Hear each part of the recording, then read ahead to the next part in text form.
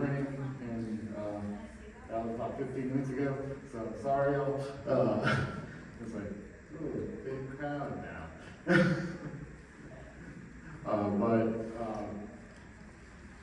I'm still gonna.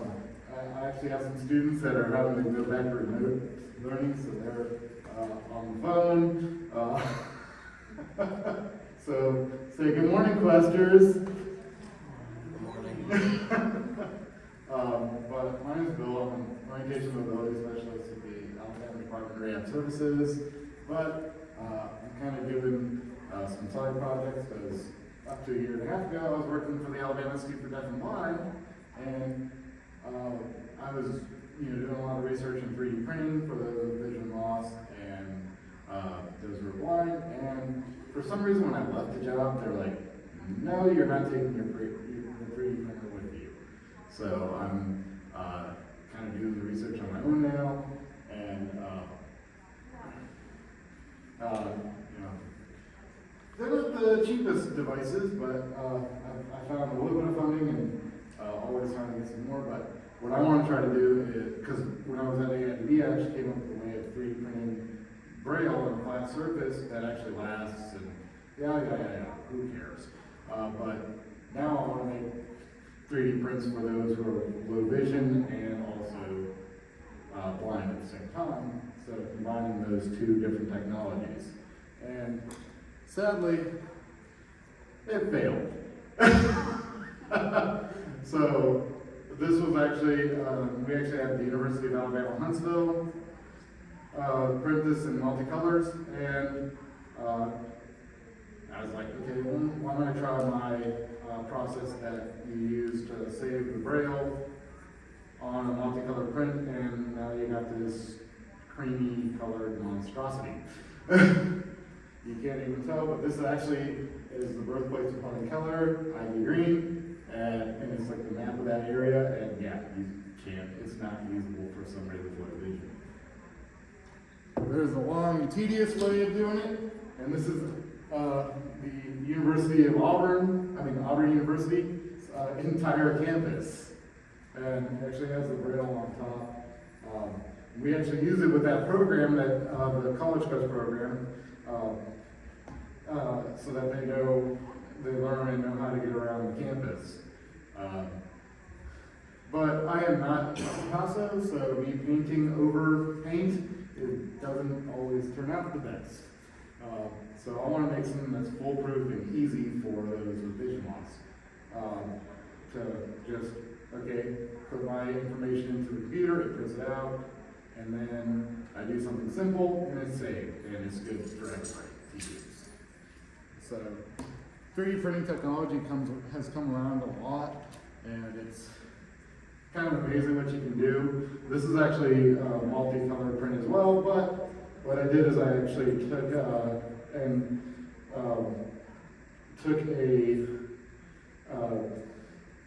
two different filaments, and basically this white filament is actually clear, so as the more layers got printed, it became a topographical map that you can actually feel, and also for somebody with low vision can actually see the difference in that. Also, I've done this in a sonogram, and it turned out really cool, but then I broke it. So it would be something really cool for like somebody with a low vision mother to be able to have like a copy of their sonogram where they can feel it, and also for grandma and grandpa to be able to see the exact same thing as as the picture sonogram. So it was kind of cool. But again, I broke the print. Then, not just, I do maps because I'm an O&M, so I got some maps that do like inside, and Florida State University in Tampa, their campus in Tampa, had actually spent all this money and all this research, like over $600 grand, and they were trying to make these indoor maps using 3D printing, and they're like, well, we have these movable doors. I'm like, but is that really, usable? Why don't you just use a ledge for the door? Oh, that makes sense. Why did we waste all this money? It was that kind of thing. So there's so many different things you can do. with the 3D printer, and it's not just, maps. Right here is a Caesar cipher, which we use. We have a low vision version, and then we also have a Braille version. This is the Braille version, and what it is you can teach kids. We use this to teach our transition age students encryption and decryption. So we give them a funny, looks like random letters, and using the Caesar cipher, they can figure out a little secret message, and we do these things called STEM Wars in Alabama, which is where we, for our transition students, who are blind or visually impaired, we bring them to different areas around the state, and we do these programs, and their messes that they figure out, because that year was Guardians of the Galaxy themed, when we taught them encryption and decryption, their thing was the key to the universe is Excelsior, because of, Marvel and Stan Lee. So that's what they decrypted using this little gadget that was printing using 3D printing. And you can see on the picture they have those with low vision got the low vision version. And then we also have a technology symposium, and this is its logo, and so it's printed in 2 colors, and you can actually see the it's supposed to be an eye made out of circuitry, and so somebody with low vision can see this, but also somebody who is blind can come up and actually feel what the logo looks like. So it's just what can be done with 3D printers is amazing, and just continue the research and make things easier. Because my research was originally just in 3D printing Braille. Yeah, you can 3D print Braille on an angle, and it will stay, but if you don't do it right, it can actually cut your fingers reading it. So putting it on a flat surface, makes it more readable, but the thing is, the bumps can flake off because of how the process is. So all I did was find out, there's an expensive way of doing it, and I found out what the expensive way is, and then I just looked on the internet and found that cryo infusion spray paint has the exact same chemicals. So just spray with that, and then because it's an exothermic reaction, if you just spray with that, your prints start to curl. So to stop that from happening, hold the air duster upside down and flash freeze the chemicals as they go on to let the chemical reaction last longer. So that was my research then. So now I'm just trying to figure that out for multicolor prints. So and then just help out anybody who can. I've already found somebody who wants me to make a map of their campus. So, any questions? The map of Auburn campus, it looks like the buildings are all the same height. Is it possible to sort of simulate scale by just increasing the height? Like, for example, the football stadium clearly is going to be taller than most other buildings. So yeah. So this the program that I use for this is OpenStreetMapper, and another program called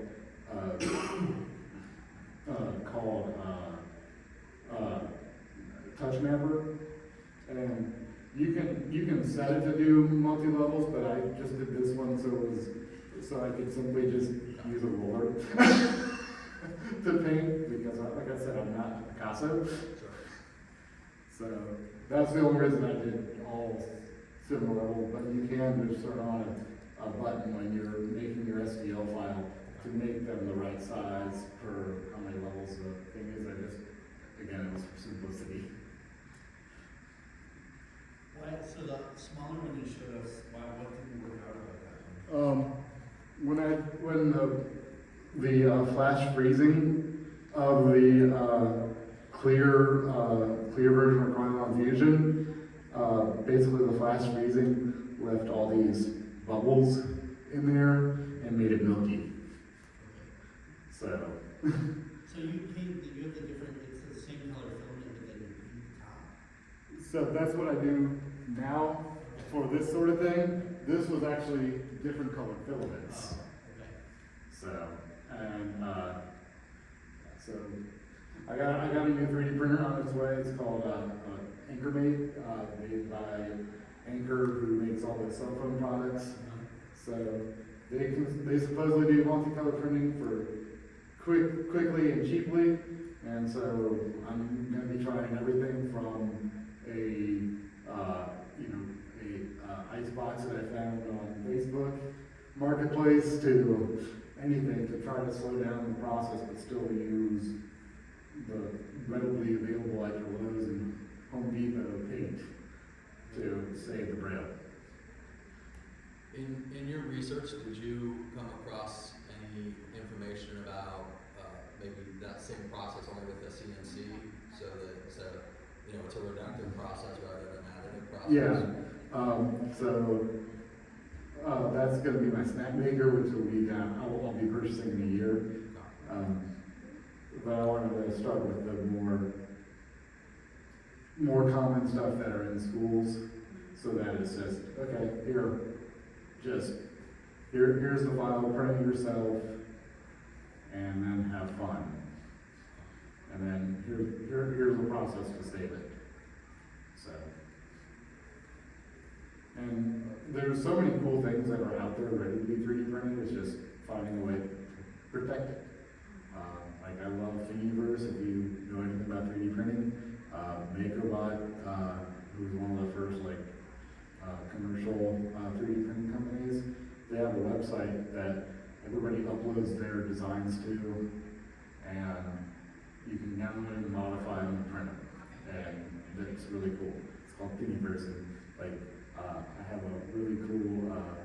I play Dungeons and Dragons and other things like that, so that's a whole set of low vision and braille 3D dice, 3D printed dice. So, yeah. 20-sided dice and all that. There's fun different ones. So, what type of things are you doing for like school age kids? Like, are you at that level yet, or more of like college, high school type levels stuff? So like some of the stuff that I've done for school age, like I've done just simple puzzle boxes to teach manipulation and feeling of oh, so it's a cat puzzle, but it actually feels like a cat, or oh, this is what a horse, actually feels like. Things like that. But I was like, so the teacher that asked for that was like, why don't you just go down to Dollar Tree and get that? She's like, but you have the toy, you have the 3D printer. I'm like, okay.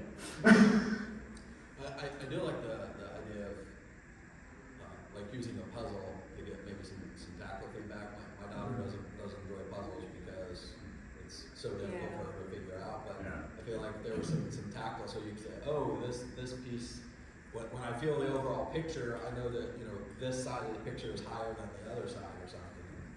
And then also I've made some manipulatives to start teaching minor, pre-braille skills, and then also we had a kid who only had use of their left hand,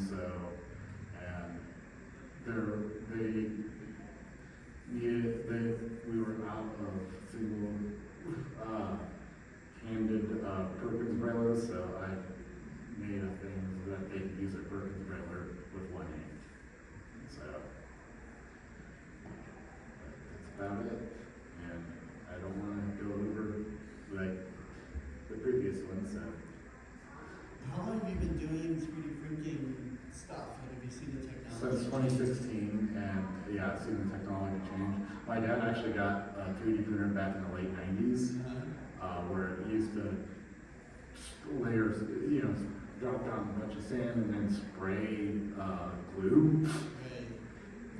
And just amazing, the technology, how much it's gone, through, especially in the last decade. It's amazing.